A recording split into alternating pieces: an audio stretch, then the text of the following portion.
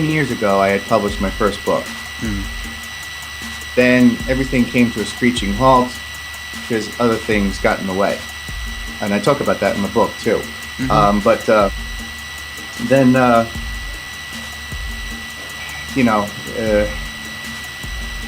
the January of 2014 came along, Mm-hmm. and those other domestic factors were now out of the way.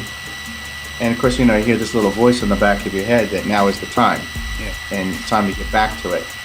So that's where the new book came from. From January of 2014 right to July of 2015, I was working on it nonstop, and got it done. And then had to cut it off at a certain point because it was starting to turn into a huge monster if I kept going with it. Yeah. So the second book will, in many ways, pick up where this one leaves off.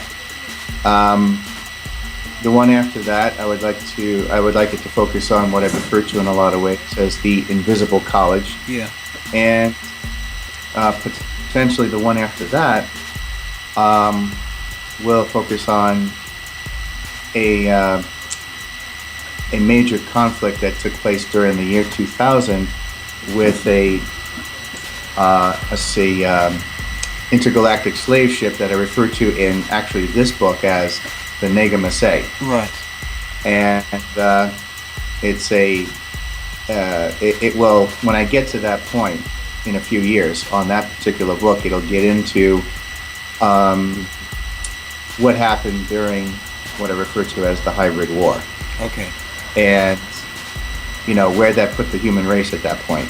Yeah. So there's still a lot of work to do. Yeah, so there's a lot of things to work out and get written there. And a lot of it has to do with, just figuring out how to explain it in a precise way that everybody can relate to. Yeah. So, and I'm getting a lot of great feedback on this book that's published now, The More the Mason and the Alien. Yeah. A lot of people are getting in on it. They love the way I explain it.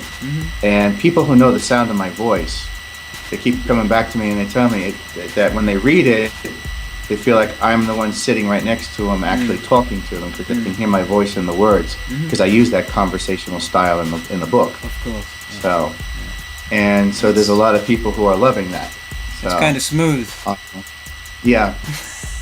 And Yeah. I use a lot of, how should I say, like common layman examples as to how people can relate to what I'm talking about.